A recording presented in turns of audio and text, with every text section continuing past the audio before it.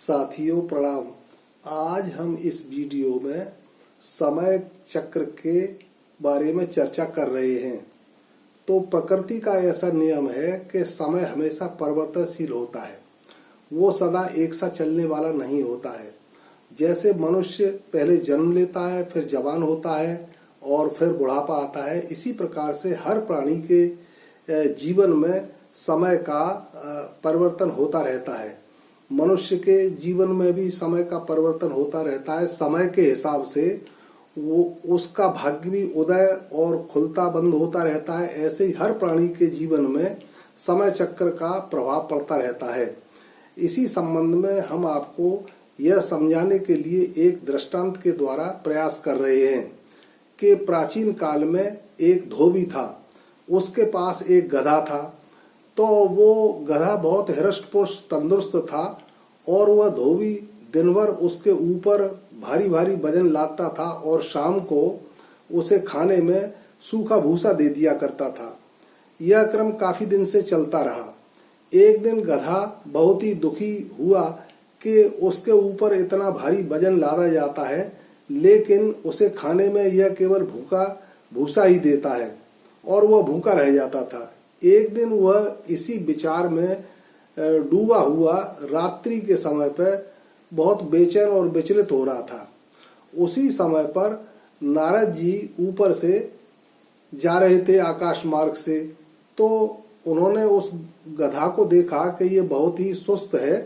तो उन्होंने पूछा, अरे गधर्व, तुम इस प्रकार से सुस्त क्यों बैठे हुए हो? तुम्हें क्या विपत्ति आई है?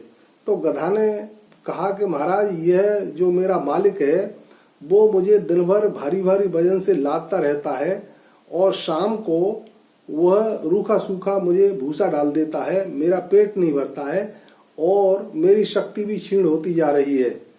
तो नारद मुनि ने उसका भविष्य मालूम करके यह बताया कि गधर्व, ऐसी बात नहीं है, तुम्हारे जीवन में अच्छा समय भी आने वाला है और तुम इससे हिम्मत मत हारो और तुम एक दिन शेर पर राज्य करोगे और फिर अंत में शेर के द्वारा ही तुम मारे जाओगे। तो नारद मुनि यह कह करके वो चले गए। तो फिर गधा इसी तरह से सुस्त रहने लगा। एक दिन उसने सोचा कि मैं अब बहुत ही परेशान हो गया हूँ अपने जीवन से, तो मैं इससे तो आत्महत्या कर लूँ, वो ज्यादा अच्छा है। यह सोच करके वह एक दिन रात्रि को घर से बाहर निकल गया और निकलते समय वह चलते चलते एक गांव में पहुंचा। वह जुलाहों का गांव था, रंगरेजों का गांव था। वहां गांव के बाहर बड़े बड़े हौद बने हुए थे जिसमें रंग भरे हुए थे कपड़े रंगने के लिए। तो गधा अंधेरे में कुछ समझ नहीं पाया और वो एक हौद में जाकर के गिर गया। गिरने के बाद में वह जब बाहर निकला तो वह एकदम बिल्कुल नीले कलर का हो गया। तो फिर वो वहां से चला और जंगल की तरफ चलने लगा। तो जब जंगल की तरफ जा रहा था तो उसे वहां एक शेर की दहाड़ सुनाई दी। तो वो डर गया कि अब मेरी मृत्यु समीप है, अब मेरा बचना मुश्किल है। फिर उसको याद आया कि मैं तो मरने के ही लिए निकला हूं घर से, फिर मैं डरूं क्यों इस मृत्यु से। उसने सोचा कि जब मृत्यु आई गई है तो मैं कायरों की तरह से क्यों मरूं, मैं तो शेर की तरह से ही मरूंगा हिम्मत करके। तो जैसे ही शेर पास आया तो शेर ने जब दोबारा दहाड़ लगाई तो गधे ने भी अपनी आवाज से बहुत जोर से उसको आवाज लगाई और उसको आगाह किया। तो शेर ने कहा कि अरे गधे, तेरी इतनी हिम्मत कि तू मेरे सामने अपनी आवाज निकाल रहा है जोर से। तो गधे ने कहा कि हाँ, क्या बात है, तू कौन है? तो उसने कहा, तू जानता नहीं है मेरे को, मैं इस जंगल का राजा हूं, मुझे शेर कहते हैं। तो गधे ने भी कहा कि मैं इस जंगल का सवा शेर हूं, मुझे गधर्व कहते हैं। तो ये कहते हुए और उस गधे ने उस शेर के मुंह पे दुलत्ती मार दी। अब जब दुलत्ती खा के शेर जो है घबरा गया। उसने सोचा कि अगर वास्तव में ये गधा होता तो यह मेरे में दुलत्ती मारने का साहस नहीं करता, हो सकता है ये सवा शेर हो।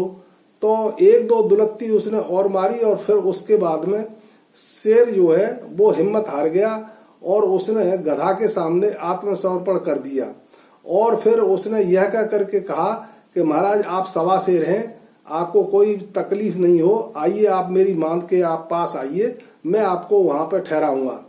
यह कह करके वो गधा को एक गुफा में ले गया। उस गुफा में बहुत सारी हड्डियां पड़ी हुई थी। तो गधे ने फिर उसमें 2 लात मारी कि ये हड्डी वड्डी निकाल यहाँ से। मतलब वो बात बात पर उसके दुलत्ती मारने लगा। तो शेर फिर और ज्यादा घबरा गया। उसने कहा महाराज मैं अभी साफ करता हूँ। फिर उसने सारी हड्डियों को उसमें से निकाला और गधे को वहां बिठाया।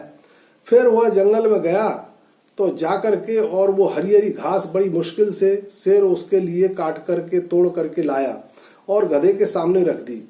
अब गधा बड़ा विचार में पड़ गया कि इसकी आवाज भी जो है वो गधे की तरह से है, दिखने में भी वो गधे जैसा ही लग रहा है और उसका मल जो है वो गधे जैसा ही है, लेकिन मुझे ये सवा शेर रंग से लग रहा है।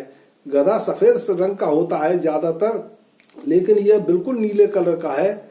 हो सकता है कि यह सवा शेर ही हो। इस तरह से वह सोच करके बेचारा शेर रोज उसके लिए सुबह शाम घास लाए हरी हरी और गधा मस्ती से खाने लगे। तो फिर ऐसे ही काफी समय बीत गया। तो नारद मुनि का दिया हुआ जो बताया हुआ उसका भविष्य था वो फलित होने लगा। फिर कुछ समय के बाद में उनका नारद जी का दूसरा भी भविष्य उन्होंने बताया था कि शेर के ही हाथ से तेरी मृत्यु होगी। तो वो समय नजदीक आने लगा। एक दिन बहुत जोर की बारिश होने लगी। उस बारिश में और वो शेर बाहर नहीं निकला और तो उसने गधे ने सोचा, वो अपने उस स्थिति को भूल गया कि जब वह भूखा रहता था उसमें भी परिवर्तन आ गया, उसके समय में परिवर्तन आ गया और उसका समय भी निकट आ गया। यह भविष्य को ध्यान में रख करके शेर ने सोचा कि अब इससे और कोई छुटकारा पाने का रास्ता नहीं है, इसलिए इसकी सेवा करना ही अच्छा रहेगा। तो गधे ने कहा कि जाओ बारिश हो रही है, मेरे लिए नृत्य का प्रबंध किया जाए। तो गधे ने नृत्य जब वो बाहर निकला तो बारिश में जब उसने नृत्य किया तो बारिश के पानी से उसका रंग धुल गया और रंग धुलने के बाद में वह एकदम अपने असली स्वरूप में आ गया और सफेद गधा दिखने लगा। तब गधे की समझ में आया कि यह तो वास्तव में गधा ही है, मैं इसे सवा शेर समझ रहा था। यह सोच करके उसने गधे को मार डाला। इस दृष्टांत के कहने का तात्पर्य यह है कि मनुष्य के जीवन में समय में परिवर्तन होता रहता है।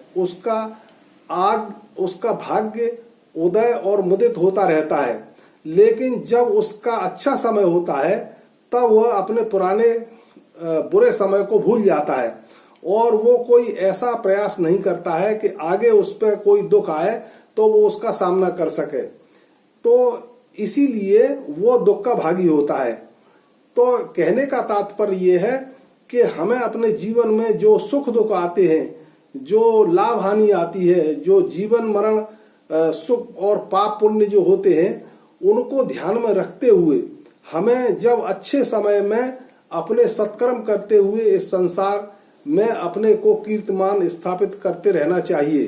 अन्यथा फिर पुनः दोबारा दुख आने पर हमारा वह समय हाथ से निकल जाएगा। तब हमको सिवाय पछताने के अलावा और दूसरा कोई मार्ग नहीं रहेगा। इसलिए मेरा यही आशय है कि हमें अपने अच्छे समय में सत् कार्यों में संलग्न रहना चाहिए।